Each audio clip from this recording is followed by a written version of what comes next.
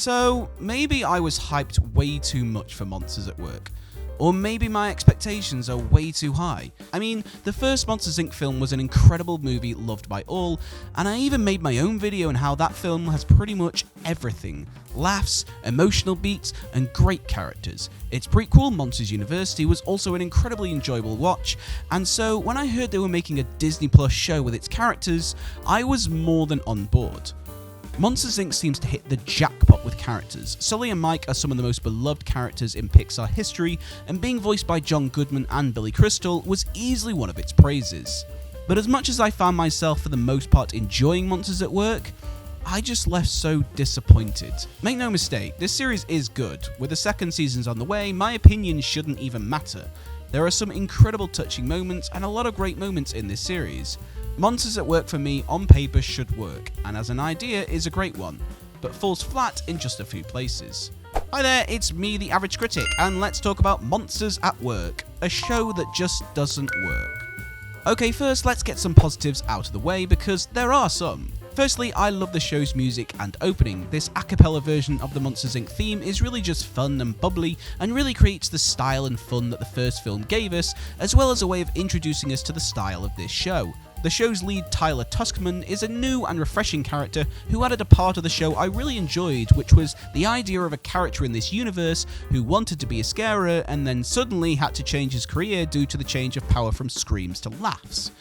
The starting episode of the show is a little slow in pace, but does offer some interesting ideas of what happened in that change of career. Were some scarers okay from switching to scarer to jokester? It really is an interesting concept when you think about it. If there is one thing I have to praise for this show, it has the balls to try something different and become much more down to earth following its storytelling. I'm sure all of us at some point have perhaps struggled or had to change our career when things don't go our way. The animation looks good, with it still looking just as good as the original, but I do think some character designs could have been perfected just a little bit more, just to make them more relatable.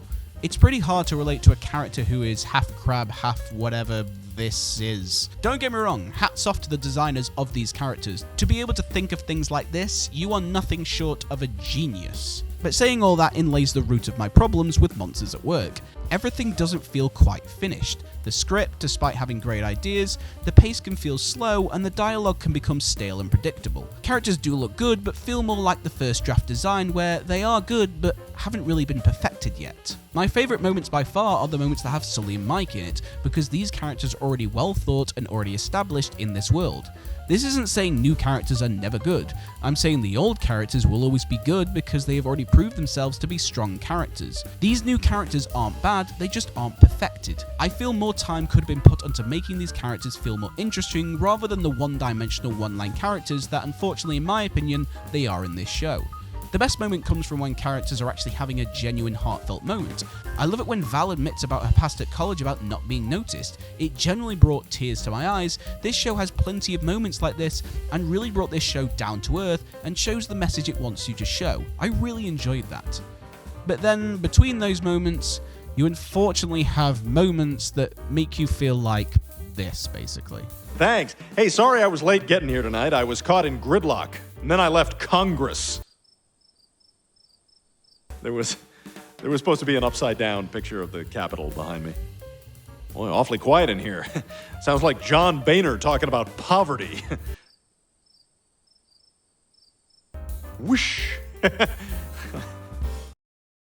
Yeah, the humor in this show just isn't funny, which is ironic considering the plot of this show. There are some genuinely funny moments of humor, but they only really make you tickle. However, there is a saving grace with Mike and Sully going to the baseball game with a child and acting like a married couple is easily one of the most hilarious moments ever, but then you realise it doesn't really count considering this show isn't about them, it's about the Miffed crew. Which feels even worse because every time a joke doesn't land with the Miffed crew, you find yourself screaming at the TV screen, wishing Mike and Sully would show up and save the show with a good joke. It's such a shame because this show has the potential to be funny, but to me the reason it falls flat is in its casting. The only casting I genuinely enjoy of the new characters is Mindy Kaling as Val Little, because she feels like she's actually having fun of inhabiting a role and making a character. Now, let me just explain this to you by asking you a question about why voice acting is considered hard and different from regular acting, because let me explain. I don't think any of this cast are bad actors, but let me ask you this one question. If you wanted one actor to narrate your life, who would it be? I'm going to guess a lot of you thought Morgan Freeman, and if you didn't, you probably thought of someone like Michael Caine, Christopher Walken, or James Earl Jones. All these actors have something in common. They all, for whatever reason, have an interesting voice, whether that's the accent they use, the way they talk, but also how they use their voice. One of the most successful voice actors, Nolan North, who is known for his role in the Uncharted series, is successful because he puts all his acting into his voice. Just watch all the different types of voices he uses for different roles. Hinckley, Interstate 82. That was a Christopher Walken type thing, first job ever. Bang. The Cat in the Hat. It was something like this because he had to talk very much like, oh my. EverQuest 2. I did like 14 or 15 voices for that pass. God of War. Hades, and I don't remember exactly. Marvel Ultimate Alliance. Mostly Deadpool, and that'll repeat a few times. Yes. I smell. Teenage Mutant Ninja Turtles. Raphael, that was for the game Raphael. I did the movie 2007. The Darkness. Darkness. I started doing something, but I thought I was replaced, so that might need to be removed. Okay. Assassin's Creed. Assassin's Creed. My name is Desmond Miles, and this is my story. Uncharted. I had no idea. Pass. As you can see, being a voice actor isn't just about acting through your voice, it's about finding how does your character talk, and ultimately how to make it entertaining. A lot of people would think voice acting is really easy, you just go into a recording booth and just say your lines, but it is so much more difficult. Just watch how Tom Hanks talks about voicing Woody. Oh, it's very hard work animating these films.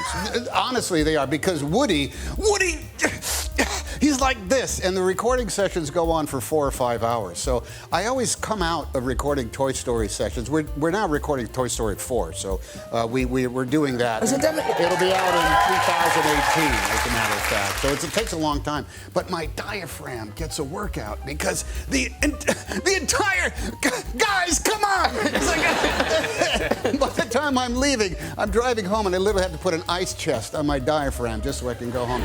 You can clearly see from this clip just how difficult voice acting is. This is me saying that these actors aren't bad actors, they just aren't very good voice actors. I do feel that if this show had much better casting, then my viewpoint would be much more positive.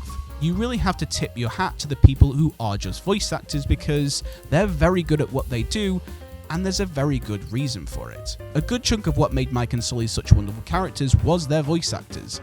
Mike Wazowski is so close to being an annoying character, but isn't because he's played by the talented and charismatic Billy Crystal. That being said, a second season is on the way, and I am genuinely interested to see what they do with this series. I feel like this show needs to take a step back and really focus on its characters in giving them more depth, and even though it's just a TV show, it should still be given the same thought and depth that all the other projects get.